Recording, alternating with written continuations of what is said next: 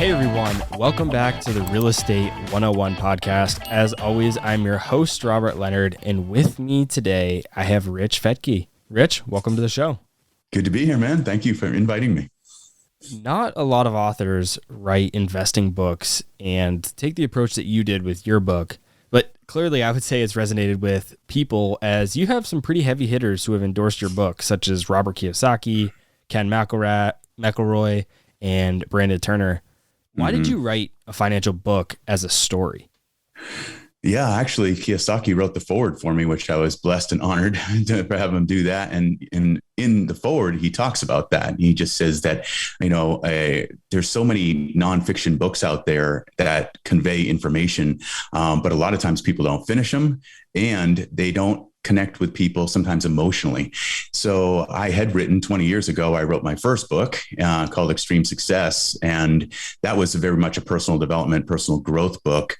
And it was a nonfiction book. And I learned after that 86% of people don't make it past the second chapter of a nonfiction book. So I didn't want to have that happen with my book.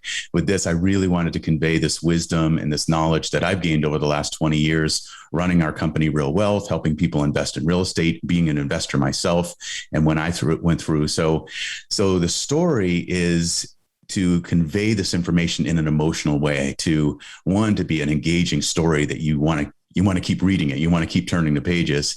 And basically it tells a story of this, is a husband, a father. He's a real hardworking family man, but he works so many hours that he doesn't have time for his wife or his kids or even his life. And then he meets this new friend and mentor who walks him through this process and mentors him and shows him this new path to financial security for himself, for his family. And honestly, he becomes wealthy in more ways than one, more than just money. So let's talk about that, because I think to most people that are not ingrained in the financial world or who don't have a passion for personal finance, most of them think that wealthy is just having a lot of money. But a lot of people who are into studying financial freedom and FIRE and all of those types of concepts, they know that that's only part of the equation. Why do you think so many people think about wealth and financial freedom wrong? And what do you think is the right way to think about it? Yeah, this hit home for me. Going back, what happened to me after that book deal with Simon & Schuster, I was diagnosed with melanoma and they thought it had spread to my liver. And the oncologist said, it looks like you've got about 6 months to live. So it really rocked my world. And that was the impetus for my wife, Kathy, to learn about real estate investing. She realized that she was a stay-at-home mom at the time, and she had to find a way to make ends meet if I died. And that's where she learned about real estate investing. She sought mentors who taught her about how to do it. And it really changed things for us. It showed us a new path to financial freedom. And thankfully, the doctor's diagnosis was wrong. The melanoma had not spread to my liver. So that's why I'm still here today. But that's what got us going into real estate investing. So we formed this group that we thought would be a small group of investors to help our friends and family. And we thought it was going to be a couple hundred people maybe. And today that group has grown to over 64,000 members at Real Wealth. So that's why we called it Real Wealth.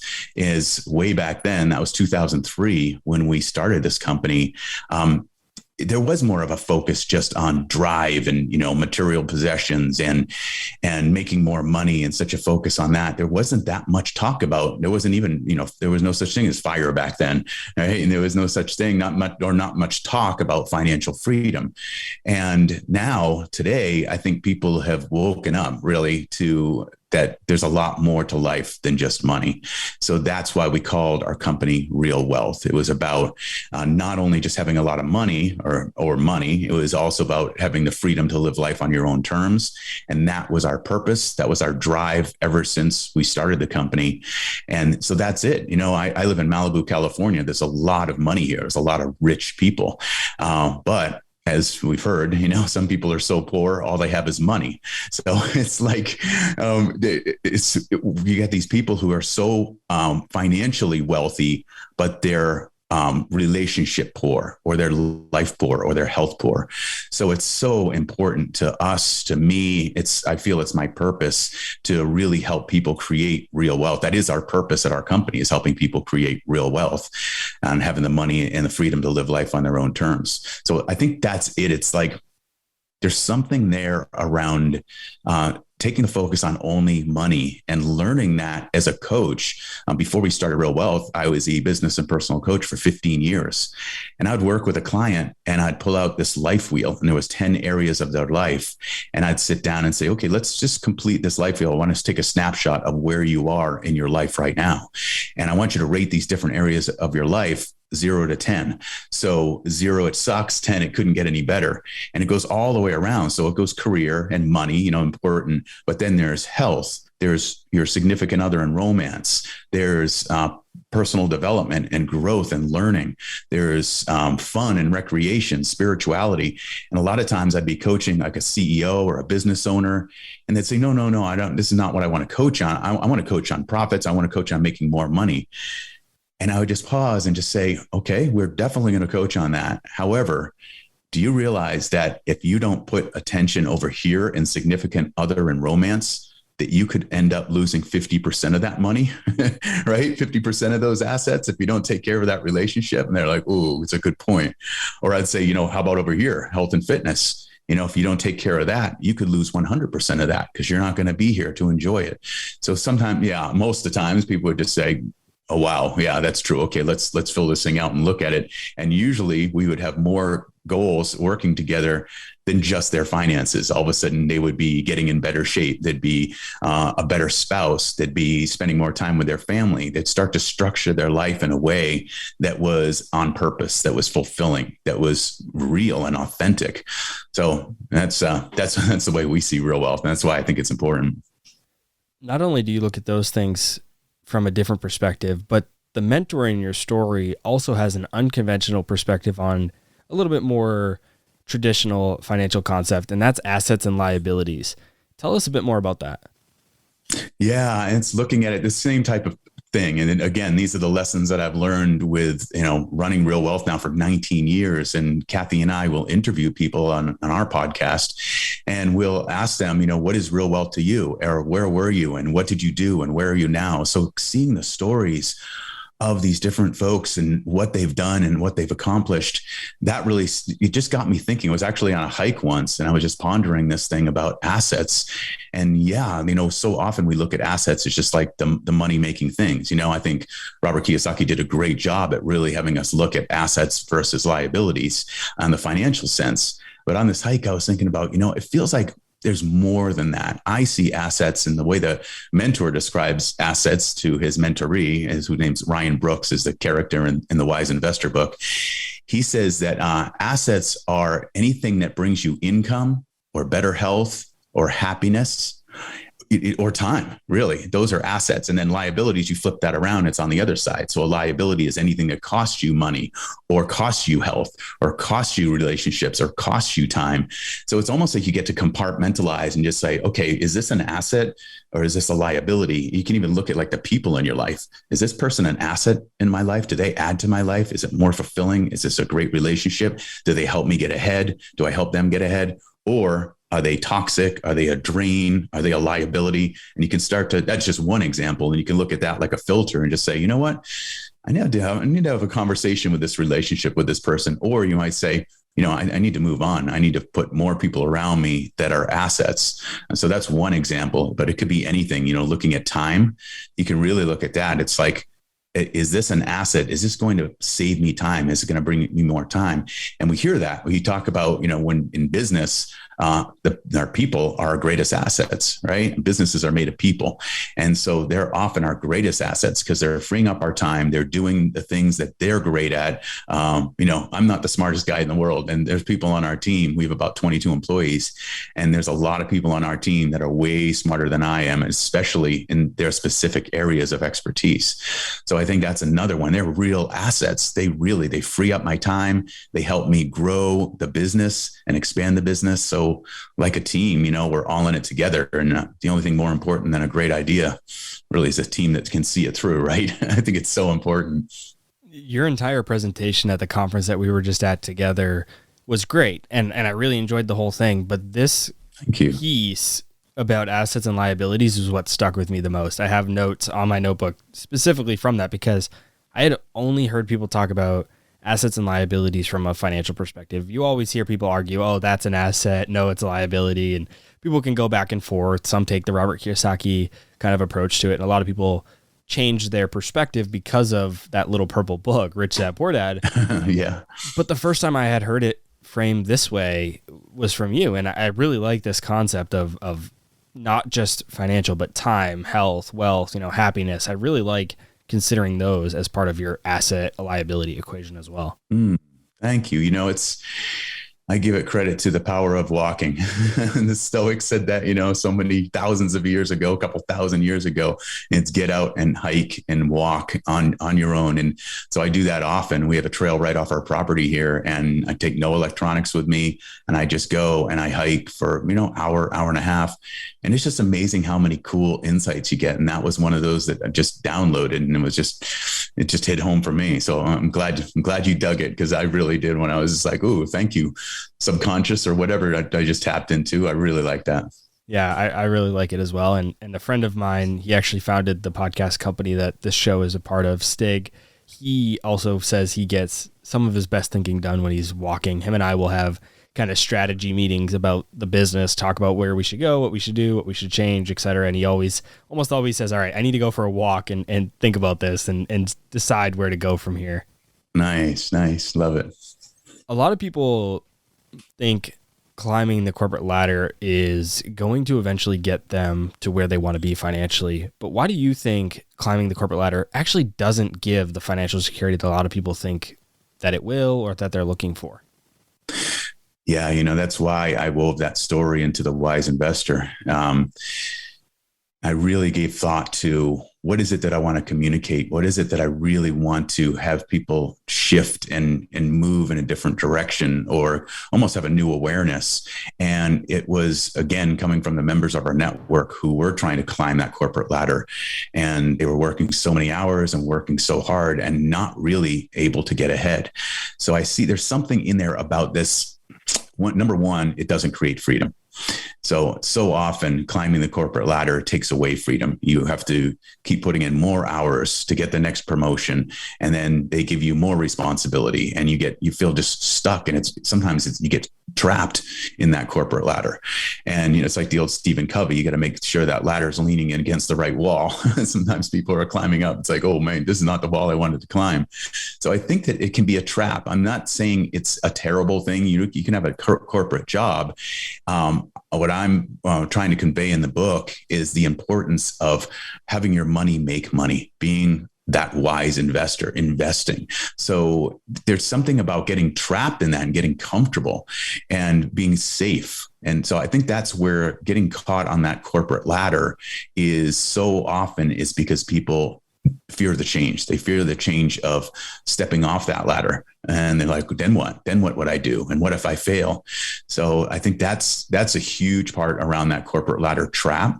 And you just like the character in the book, the protagonist, he's climbing that corporate ladder, but he learns to do things on the side through his mentor about investing and about growing a business. And so he really sees that. And then, 5 years later, you get to see what happened and what he learned along the way and how he's created financial freedom.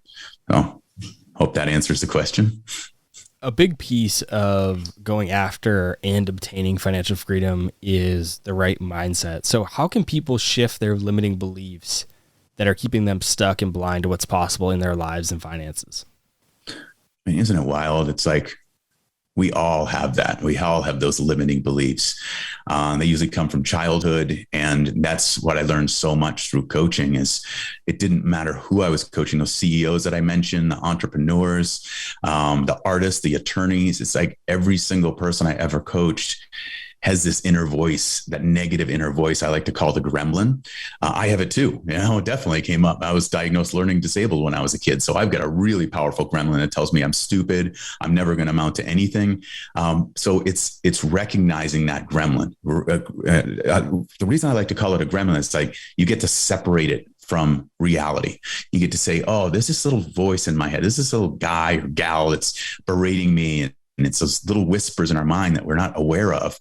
And it's running these old programs. So it's telling you you're going to fail. You're not going to make it. Look at this person failed. The same thing's going to happen to you. So the way to handle it, the how-to really is to recognize it, because the gremlin is so powerful in the dark. It runs the show and it'll pull the strings. It's the puppeteer. But when you shine the light on that gremlin, it loses its power. It's like, oh, it's exposed. Trying to do that, seeing it as like the enemy, doesn't really work too well, because it's in our subconscious, and our subconscious, as we all know, is way more powerful than our conscious mind. So it's by recognizing it. So I'd like to do what I would do with my clients, what I do with myself, is having the noticeable physical signs that is like something's going on. So it's like, if you think about yourself, it's like when you're stressed out, when something's getting you, when you're feeling negative, when that gremlin might be whispering to you or even screaming at you, it's like, what shows up in your body physically to notice that. So for me, it's like I clench my jaw. That's, if I'm clenching my jaw or I'm furrowing my brow, a lot of times though, that's the gremlin. That's a sign. It's like, oh, something's going on here. Something's stressing me out. Or it's sometimes it's me jumping to project and feeling like there's not enough time and something's going on. And I'm feeling irritated and stressed, or I get a little snappy. That's another noticeable sign. For me, it's like a red flag that comes up and it's like, ooh, this might be the gremlin. And then it's just the process of, the best thing to do is just stop and notice it. And the best way to do that, as I went over in my talk in the conference, is breathing. It's just an incredible tool that we all have, that deep breathing. And basically what happens I love the science behind the wisdom. It's on a physiological level. What we're doing when you take that deep, deep breath into your belly, and you hold it for a moment, and then you let it out, especially in through the nose and out through the nose. That deep breathing, it stimulates the vagus nerve, which runs all the way down to your gut, but it also goes past the diaphragm, and that vagus nerve goes up to the prefrontal cortex of our brain. And so it stimulates and it controls our heart rate variability, which is one of the best things we can do to be calm, to be grounded, to be more confident. That deep breathing, it shifts us on a physiological level. It actually changes our neural makeup, neural transmitters change. We start firing in a different way. So that deep breathing, you slow down, and that's the first step. And then you just say, okay, gremlin, I think you're here. I think you're saying something to me. What do you need? What do you need right now? And it sounds a little woo-woo or hokey or something like that, but it's amazing how it works, because what we're really doing, again, is tapping into the subconscious. And when you don't try to battle the gremlin, if you're like, no, I'm just gonna do it anyway, I'm just gonna push through this, it's gonna win. It's gonna still be running the show. But our subconscious is so powerful, tapping into it by breathing and just saying, okay, you're afraid right now. You're trying to protect me. And we were born with this little guy in our head that's tried to, or this little gal again, it's trying to protect us from embarrassment or failure or loss. So it's actually our protector. It's trying to do its best job, but it often overprotects, and it often protects us based on what happened to us in the past, not the current reality. It often looks at who we used to be, but we keep getting better, right? We keep learning and getting better and becoming better versions of ourselves. So tapping in and just saying, okay, gremlin, what do you need right now? I hear you. I know you're trying to protect me. What do you need right now? And it's really trippy. It's really amazing how that little voice will say, I need this. I need you to research this. I need you to do some due diligence here. I need you to learn a little bit more. I need you to reach out to this person and get support, get some help. I need you to connect with your mentor and ask your mentor what's going on and all that, and bring this up. Be authentic, be transparent. So a lot of times you get that answer, almost always, you'll get an answer from that inner voice that's going to say, this is what I need.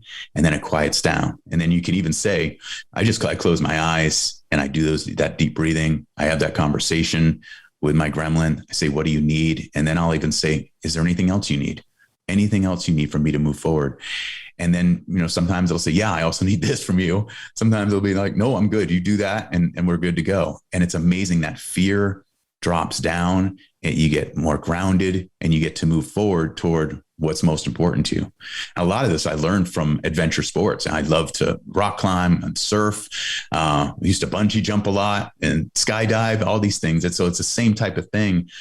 I really learned a lot of these tools with those adventure sports to be able to get grounded, to do the deep breathing and really find out, say like bungee jumping. It's like, if it's saying, I think you're going to die, I don't want you to die. You say, oh, okay, what do you need? I need you to make sure that you're connected to the bungee cords, you do the double check, and I need to know that the other end of the cords are hooked to the bridge, you double check that. Is there anything else? And so you go through this process. So that's kind of an extreme way to look at it, but it shows up in anything. It shows up in our relationships. It shows up in our business relationships, shows up before we go in to make a sales call or a presentation, to speak in front of an audience. Yeah. Super powerful.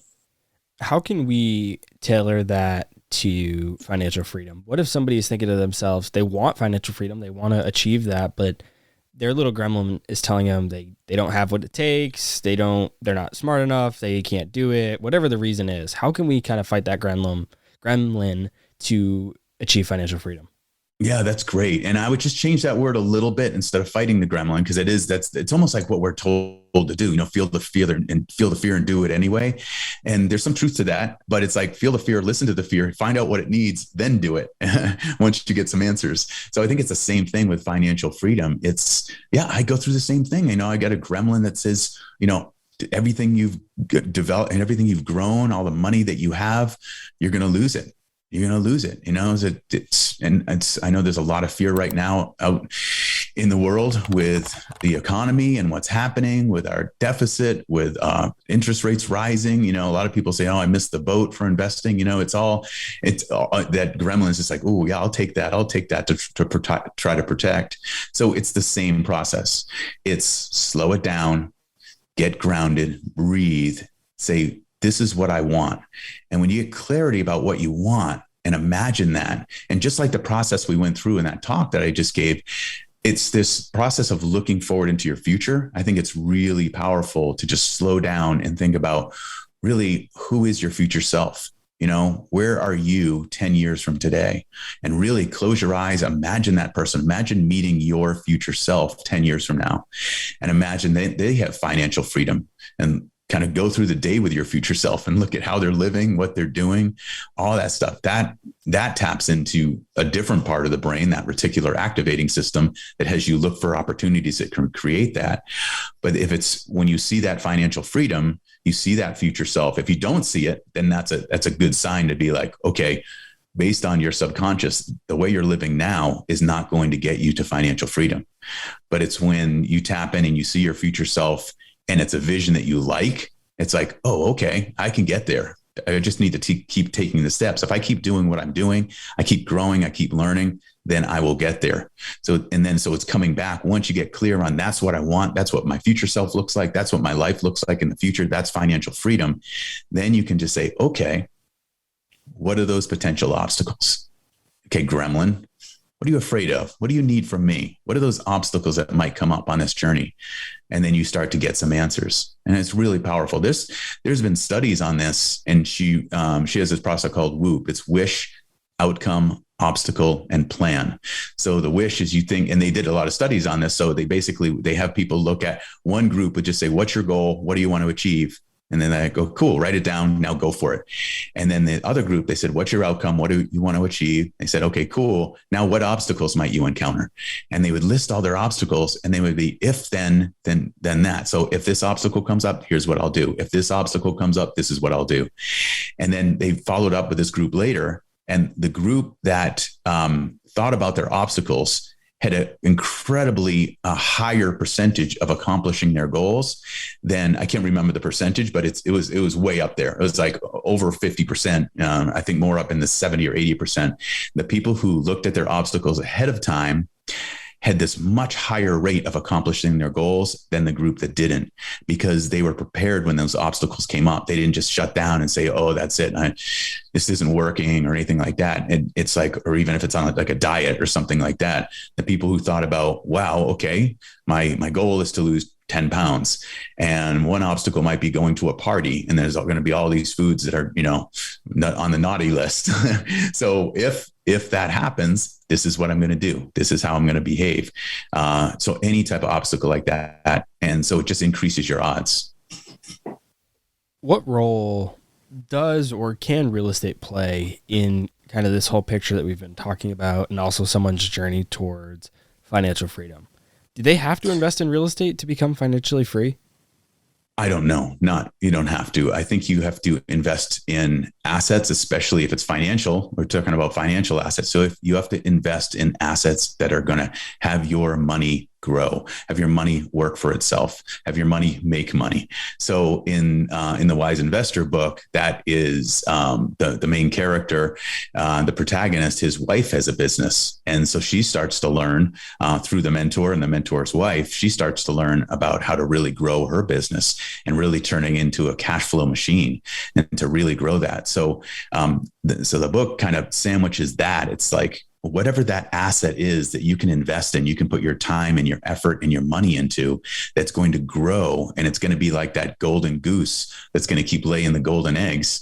It could be a business. It could be real estate. I mean, you can do it with the stock market. It's just, I think it's just a less effective way to do that, because it's in stock investing, which I think so many Americans put their focus on there. We're so trained by Wall Street that when people hear invest, they think stocks, right? They think it's investing in the stock market and mutual funds and whatever it is, EFTs. It's so there's this lack of awareness, I would say, and us as real estate investors, we've learned it over time.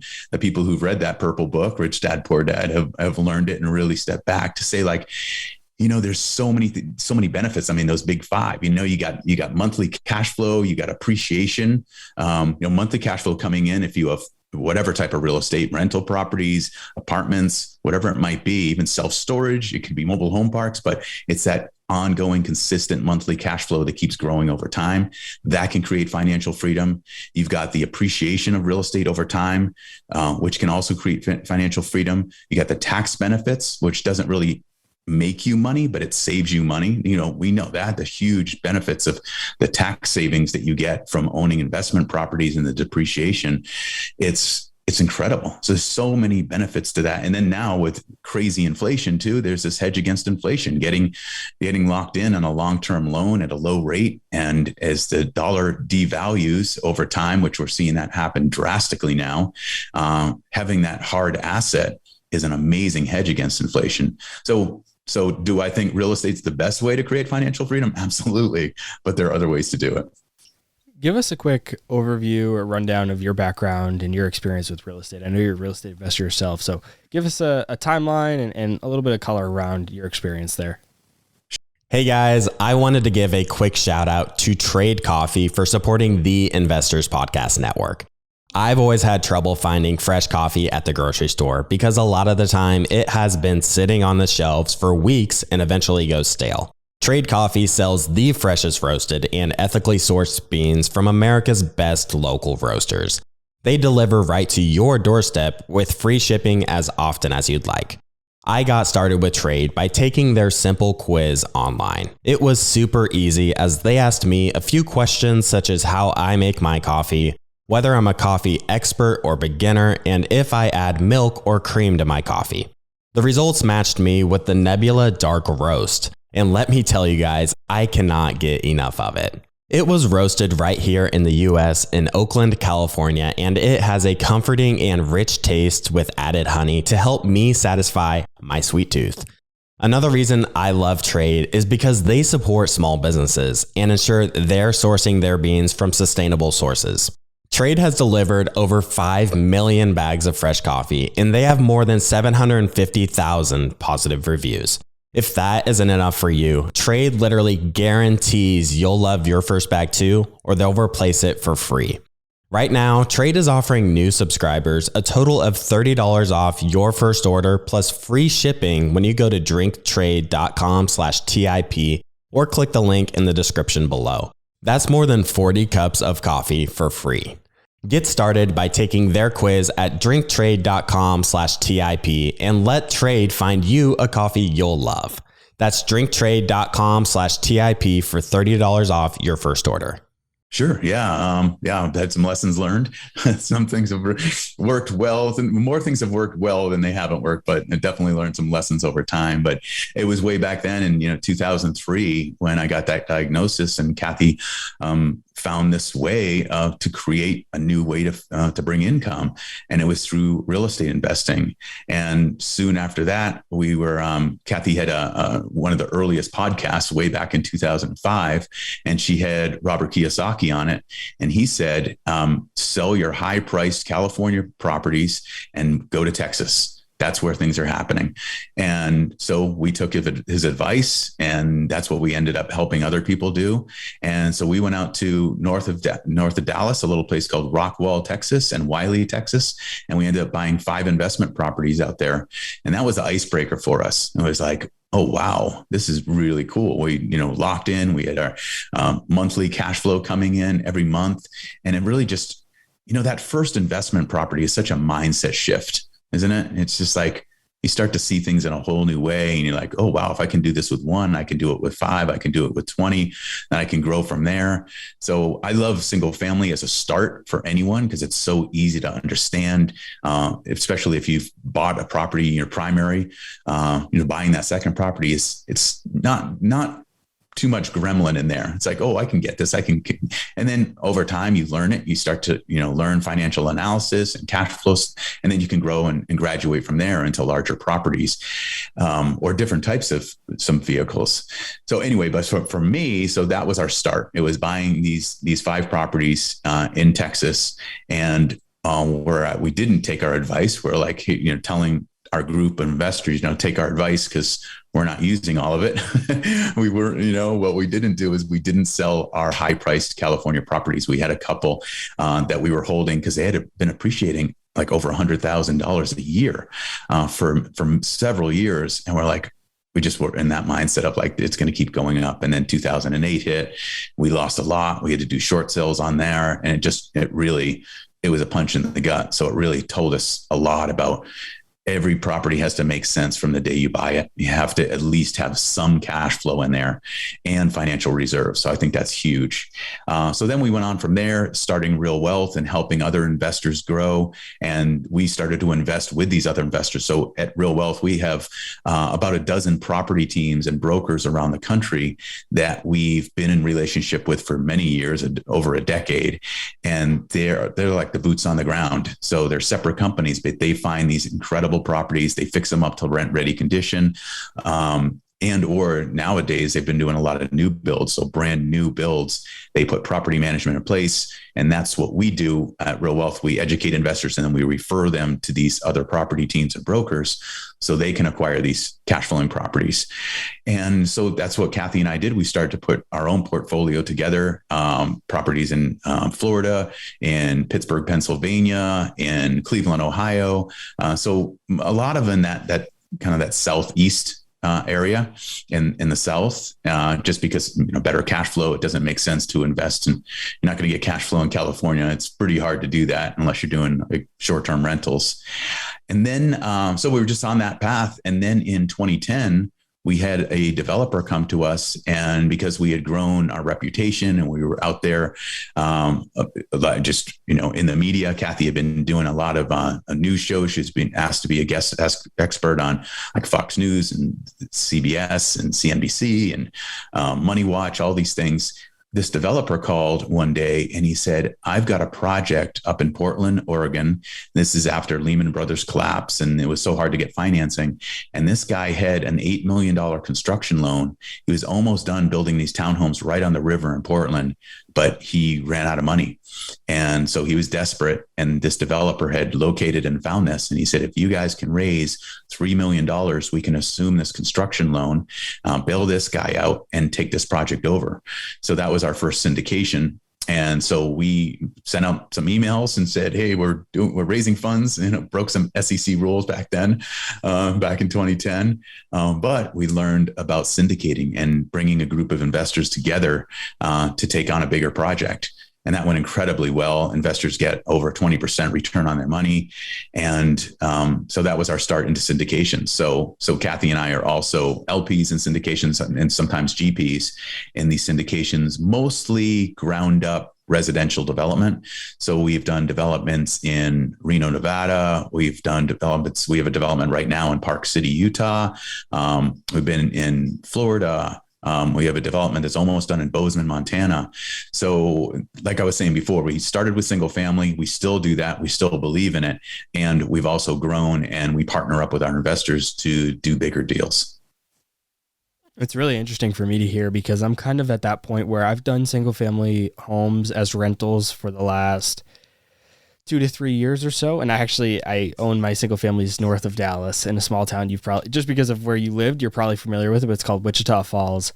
And okay. Yeah. about 2 hours or so northwest of Fort Worth. But so I'm actually starting to kind of sell some of that portfolio of single family properties to get more into the syndication model, or at least the apartment buildings. But I do agree, starting with single families can be a good way to go for a lot of people. Yeah, it's great, Leonard.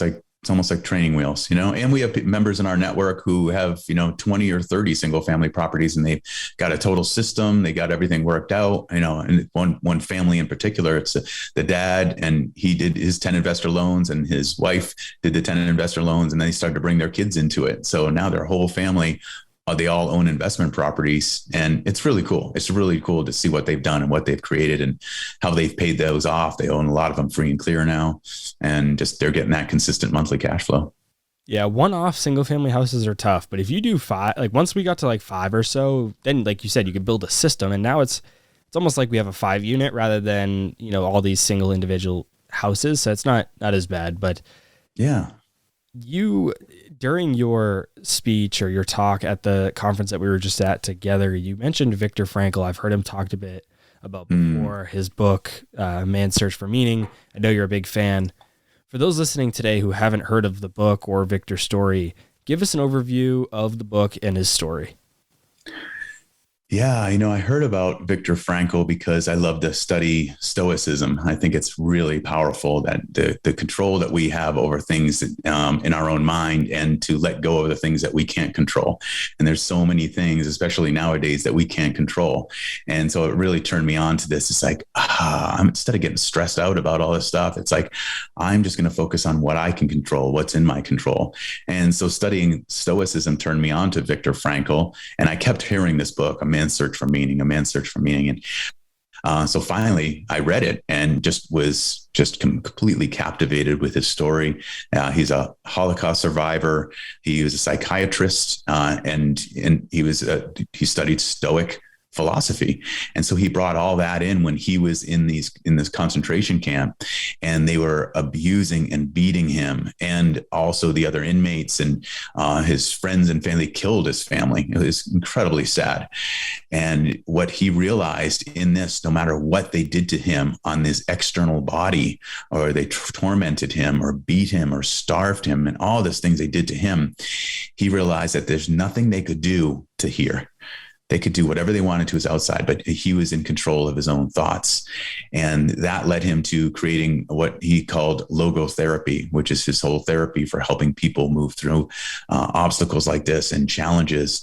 And one of the huge things he realized that he writes about in the book is it was the inmates that he was with, that the ones who lost hope, the ones who lost a future vision and a purpose, those are the ones that would just kind of close their eyes and think about the past and think about, I wish I wasn't here.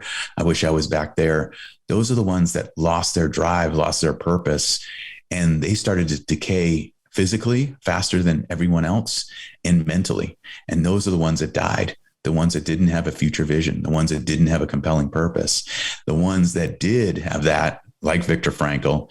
And he's like, when I get out of here, I'm going to teach the world. I'm going to share this knowledge with the world. He actually wrote all his thoughts down. He put it all down. He'd find little scraps of paper and write these little notes, and he put it all together, this incredibly thick book on all his findings and all his research and everything he's learned. And then they found it one day, and they took it away and they destroyed it. And he had to rethink and rewrite all of that. And he did. And that's what, when he was released, he was able to come out with that and create logotherapy and make a huge difference in the world for so many people. So it was the people that had a purpose, that had a drive, that had a future vision. Those are the ones that survived. So it just carries over. The way I love that is like one of my favorite quotes is the one I shared there is he said, between stimulus and response, there's a space. And in that space is our power to choose our response. And in our choice lies our growth and our freedom. So I love that. It's like you really ponder that. And so first time I read it, I'm like, what? What's he saying? And the more I read into it and really looked at it, it's like, so it doesn't matter what it is in like today's world, for him, that response and stimulus was him being beaten, and he could choose his response to that stimulus. I look at it, for me today, it's like someone does something that pisses me off. I can get all hooked and frustrated and fight back and really get me, or I can take that space to just be like, how do I want to show up? How would my best self show up? How would me at my best show up? And then I get to choose my response. So it doesn't matter if someone's cutting me off in traffic, or it's something that even something my wife does, it's like if Kathy does something that triggers me, and usually it's something that's triggering me. It's me. It's not the problem, really, like really taking it and taking ownership of it. And so I can think about, okay, let's pause for a second. Let's do that deep breathing. How do I want to respond to this? What's the most effective way to respond in a loving way and being my best self? So I love that. So thank you, Victor. Across all the books, all the stoicism, all the investments, all the people you've talked to, what have been some of the biggest financial lessons you've learned on your journey to financial freedom? And what mistakes have you made along the way? Yeah, like I was mentioning that, we kept those expensive California properties that were negative in cash flow. And we just thought, well, they're appreciating so much, we'll just hold those. So that hit us really hard. We lost a lot. We also did. So that was one huge financial lesson is make sure that you have the reserves to be able to withstand at least 6 months of a downturn.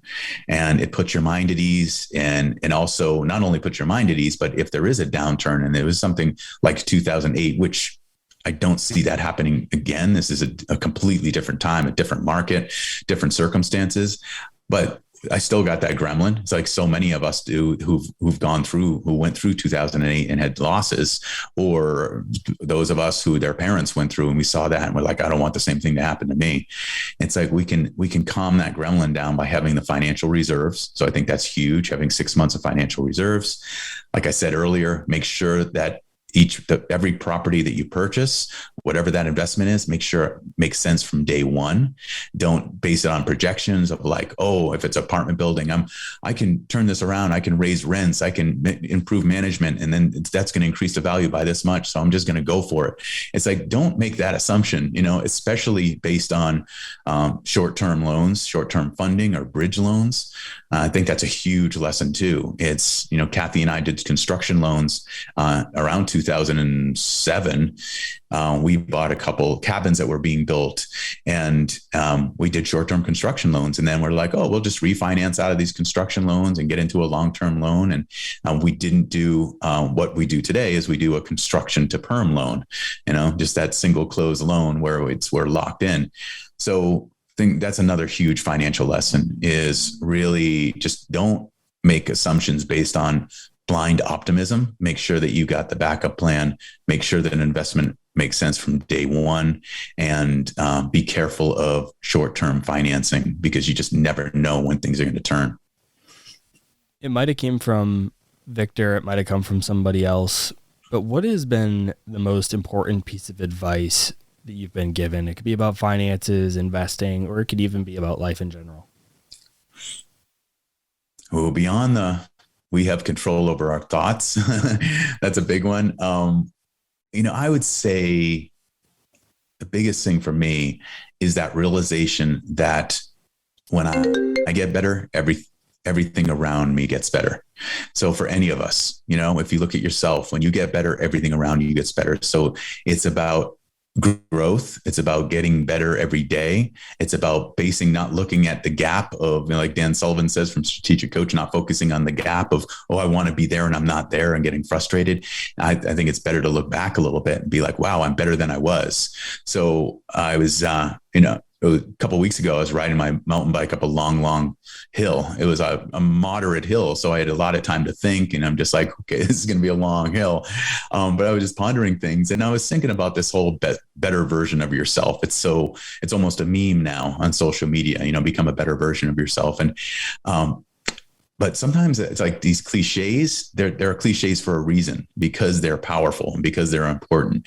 And so as I thought about that, I was almost relating it to I have a Tesla, and they're always coming out with new versions that are better. The software, and your software has been updated, and each version comes out. And so I started to think about that for myself, and I was like, what version am I? Oh, I'm version 58.4 right now. Next month, I'm going to be version 58.5, and soon I'm going to be version 60.0. So how do I want to get better over the next 30 days? How do I want to grow? And how do I want to learn? So 58.5 is even better than this version 58.4. It was kind of a good eye opener for me. Again, there was one of those things that outside you kind of download a cool thought, but for me, it hit home. So I'm kind of been stoked on this thing about this 30-day window of I set annual goals, I set quarterly goals. We do at our company, and we do Kathy and I for our financial portfolio and all that. But those personal goals, I'm like, okay, I set annual, quarterly. I'm going to start doing 30-day goals about how do I want to be a better version of myself 30 days from now. It's at the beginning of each month.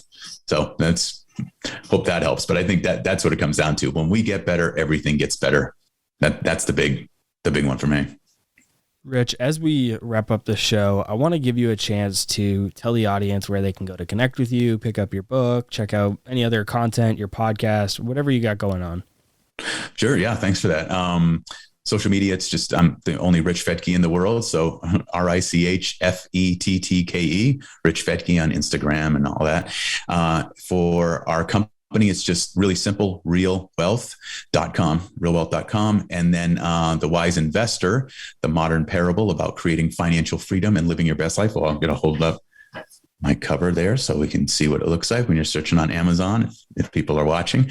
That's on Amazon. It's on all major booksellers. It's available as a Kindle version, and then the hardcover and the audiobook are coming out next month. And a little supply chain issues on printing. It takes 7 months to print a book now, so we're waiting on the printing of the hardcover, but you can pre-order it now on Amazon. I actually discovered that myself. I signed a book deal as well with Simon & Schuster late last year. And when we finished in February, and we're not releasing till September, I'm like, guys, what is the holdup here? Like September to September, that seems like a very long time. Like, what's going on? But yeah, like you said, the supply chain issues with Isn't that crazy? Yep. The paper mills are shy. And then Amazon is kind of secretly buying up a lot of paper mills because they need so many boxes. So it's limiting the supply of paper mills now too. Kind of just crazy times we're living in, man. Yeah, their KDP, kind of publishing arm is taking over for sure. But anybody that's interested, I will put all of Rich's resources, book, podcast, website, everything, social media in the show notes for you guys to check out, make it easy for you to connect with Rich. Rich, thanks so much for joining me. I really appreciate your time. Thanks, Robert. Really enjoyed it. Thanks, man. Thanks for watching. Make sure to subscribe and hit that notification bell so you don't miss out on our next podcast episode and new investing resources. What are your takeaways and thoughts about this discussion? Let us know in the comments section below.